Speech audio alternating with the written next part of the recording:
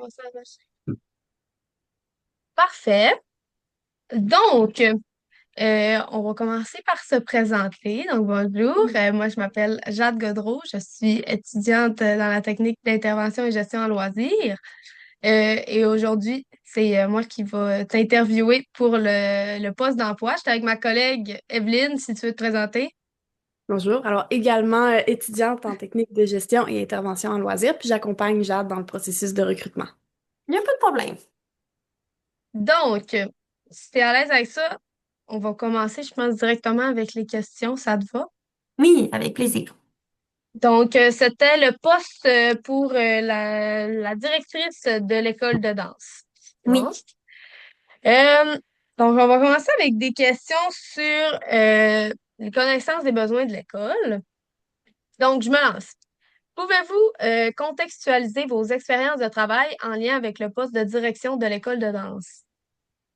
En fait, moi, j'ai pas beaucoup d'expérience en danse en tant que telle, mais en tant que gestionnaire, j'en ai quand même un peu pas mal. Et dans ma vie, j'ai été gestionnaire de camp de jour, donc je suis très bonne avec les enfants, je suis bonne avec les étudiants, et, tu sais, pour justement organiser les groupes. Donc, j'imagine aussi que les étudiants, les coachs de danse, c'est souvent des jeunes un peu plus vieux que ceux-là qui vont suivre les cours, ou ben, mais ça reste qu'ils ils sont quand même un peu plus jeunes. Et donc, j'ai quand même pas mal d'expérience en tant que gestionnaire de personnel, gestion de budget et tout ça, là, ça, c'est quelque chose que je fais dans mon quotidien. Puis justement, gestion des salaires, j'en ai déjà fait aussi. Donc, au niveau de la danse, c'est une discipline que j'aime beaucoup, mais il y a pas, j'ai pas, j'ai suivi des cours de danse quand j'étais très jeune, mais sinon, à part de ça, tout ce qui est au niveau gestion, là, je suis capable de le faire sans problème, je pense. Parfait, très bien. Euh, la deuxième question que j'ai pour vous, pourquoi pensez-vous que vous êtes la meilleure personne pour occuper le poste de direction de l'école et qu'avez-vous à offrir de plus qu'un autre candidat?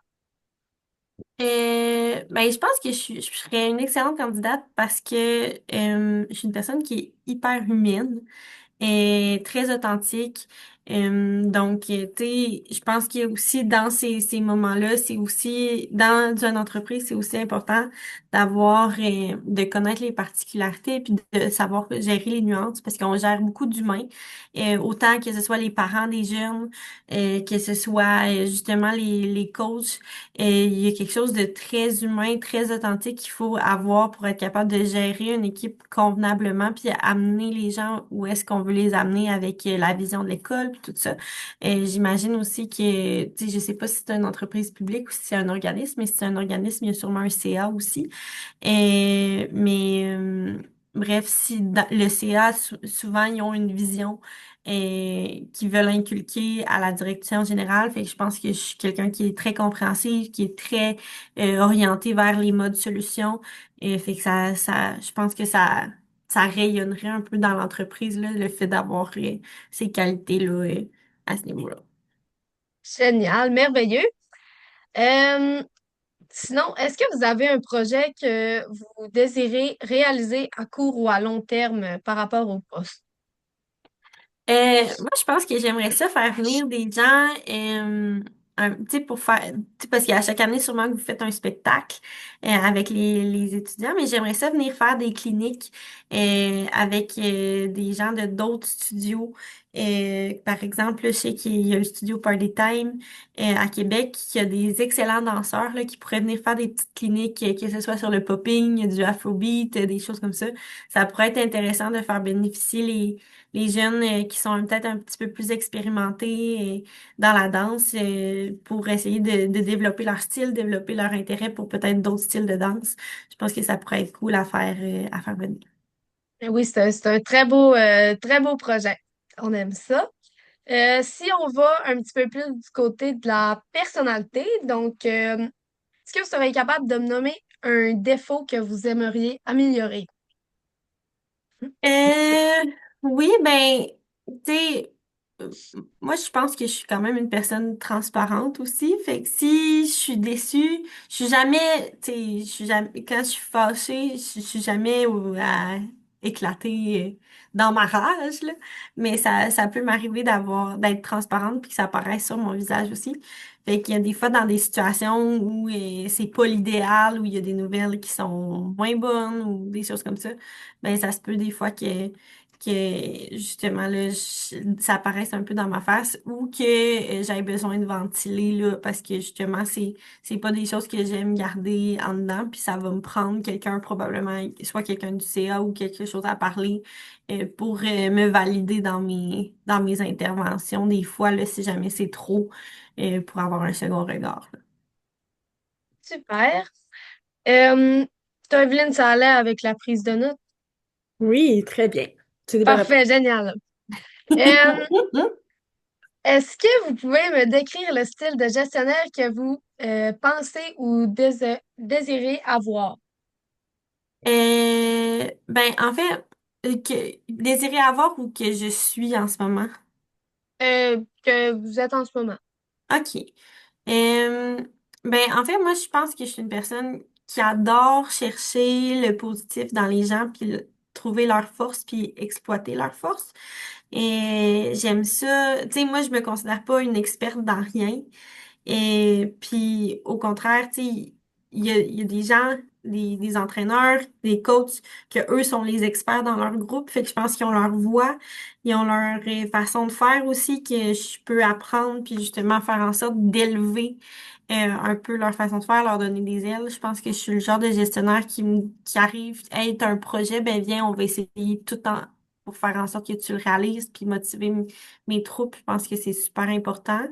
Tu sais, c'est sûr que je garde quand même les pieds sur terre, là, dans le sens que s'il y a des choses un peu trop flyées qui vont coûter 1 million de dollars, ben, tu sais, je vais essayer de réfréner, mais c'est pas vrai que je vais couper l'idée, tu sais, puis dire, on fait pas ça, je vais peut-être essayer de l'adapter ou de faire en sorte de quand même garder, justement, mes employés motivés.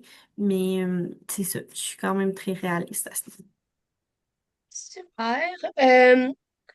Maintenant, au niveau plus administratif, Oui. quelle méthode utiliserez-vous pour planifier une année de cours, comme les inscriptions, les horaires, les locaux? Ben moi, je suis vraiment beaucoup souvent avec Excel. Que ce soit pour toute la planification de mes événements, tout ça. Et c'est sûr que j'utilise quand même mon agenda, mais je pense qu'il y a une planification à long terme, soit avec le CA ou avec les membres déjà les employés à prévoir. Donc, tu sais, de faire une rencontre peut-être en début d'année ou même avant le début de l'année et comme à la fin de l'année d'avant pour essayer de planifier l'année, c'est quoi nos objectifs, vers quoi qu'on s'en va, qu'est-ce qu'on veut essayer de développer. Et tu sais, parce que je veux bien le faire toute seule, mais ça reste qu'encore une fois, moi j'aime ça quand tout le monde a sa petite touche puis a ses idées. Fait que souvent, ce que je ferais, c'est que je ferais une grosse rencontre, admettons une journée, on paye le lunch, puis on travaille, on cogite, on planifie quand est-ce qu'on veut faire nos inscriptions, quand est-ce que ça serait notre souper de Noël, ou ben pas notre souper de Noël, mais notre concert de Noël ou des choses comme ça.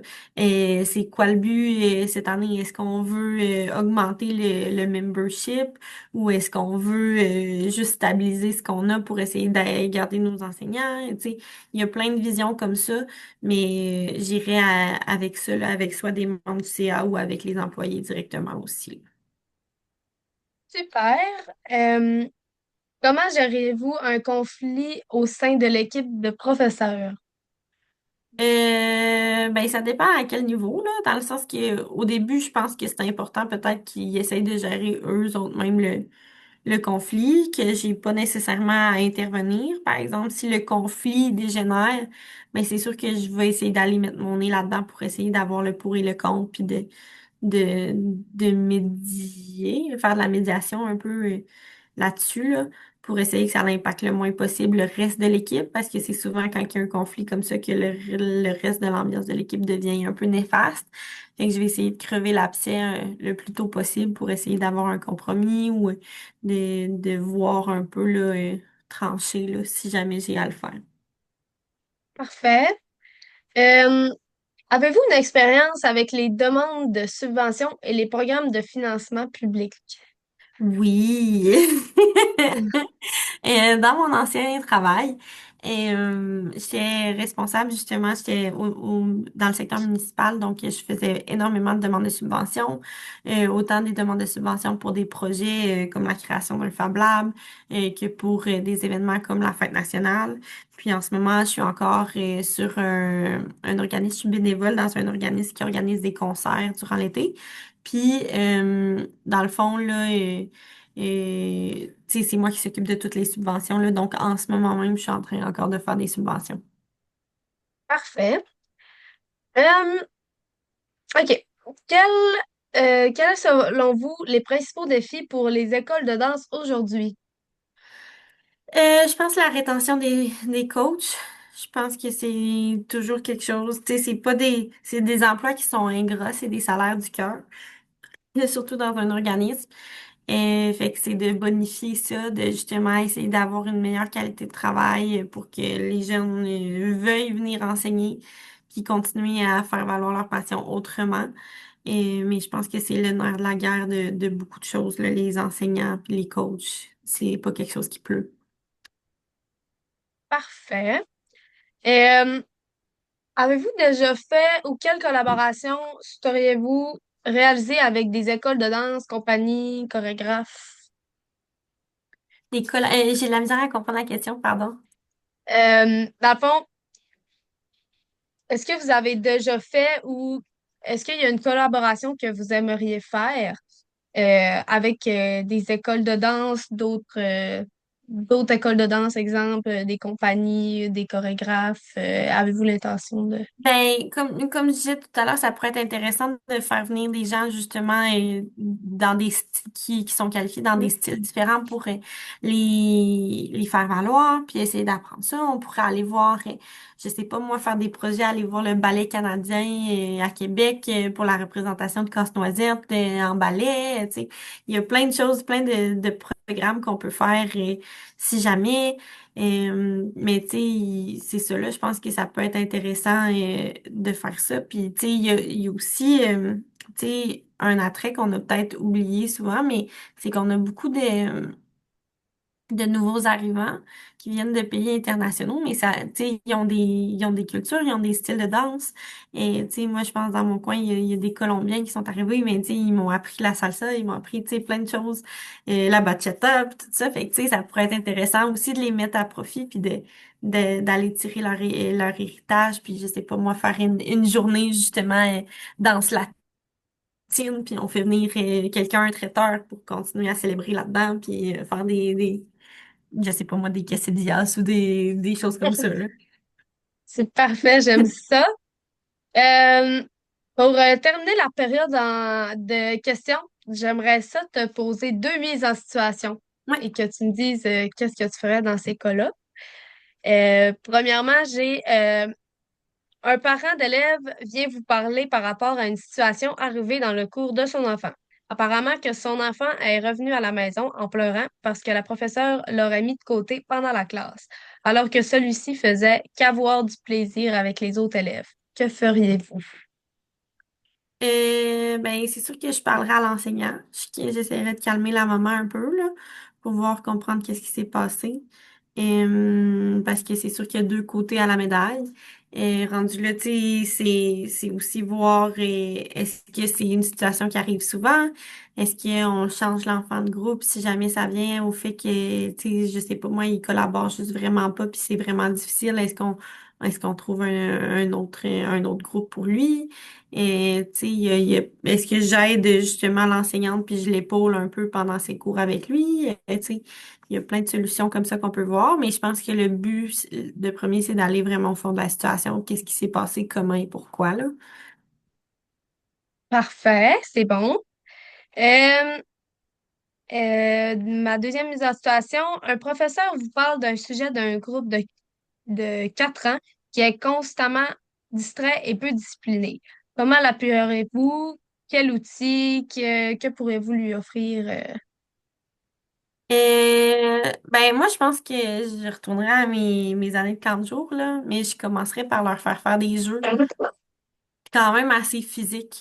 Tu sais, commencer le cours avec des jeux physiques, tu sais, qui dépensent de l'énergie pour essayer, puis qui sont fous, qui ont le droit d'être fous, là, genre une espèce de tag ou je sais pas trop quoi, mais pour faire en sorte que genre ça soit justement une grosse dépense d'énergie, puis qu'après ça, quand on vient ensemble, c'est le retour au calme, puis on est capable de plus expliquer les choses.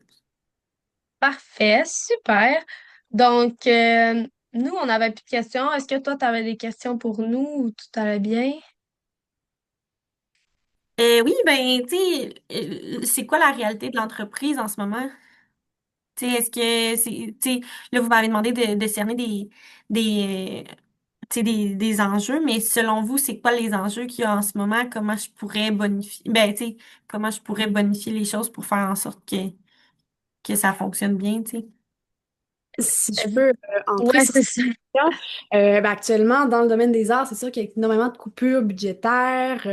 C'est difficile de trouver le financement, que ce soit pour des projets spéciaux ou autres. Ça reste un organisme à but non lucratif. Pour répondre à votre question tout à l'heure aussi, Ouais. qui est certaine.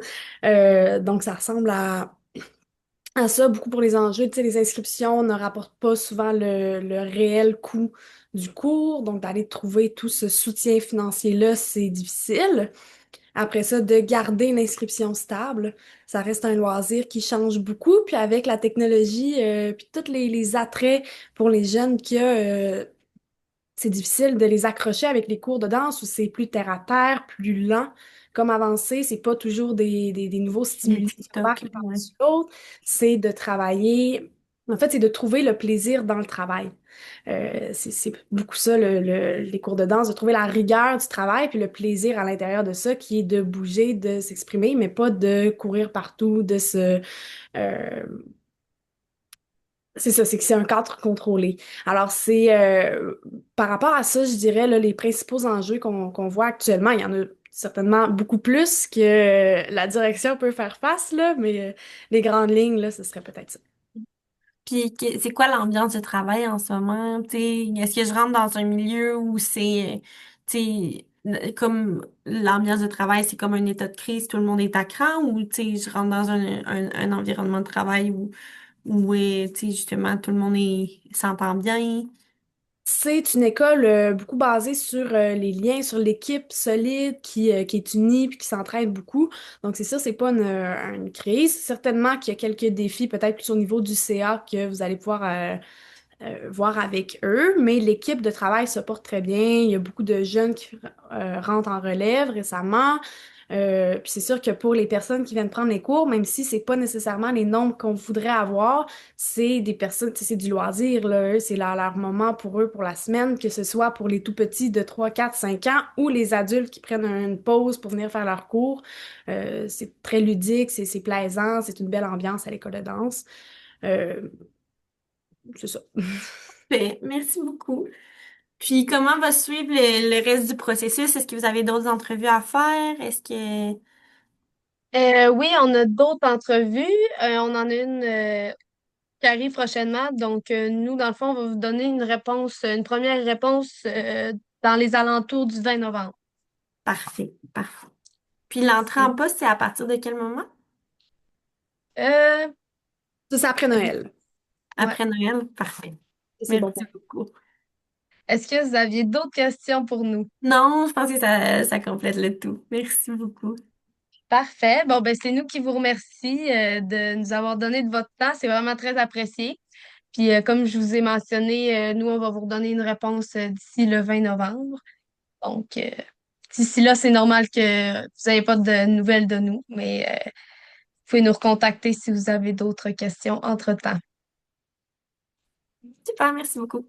Bye bye. Merci. Bye.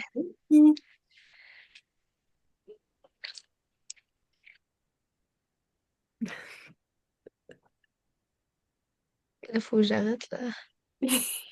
La réunion, non, mais le,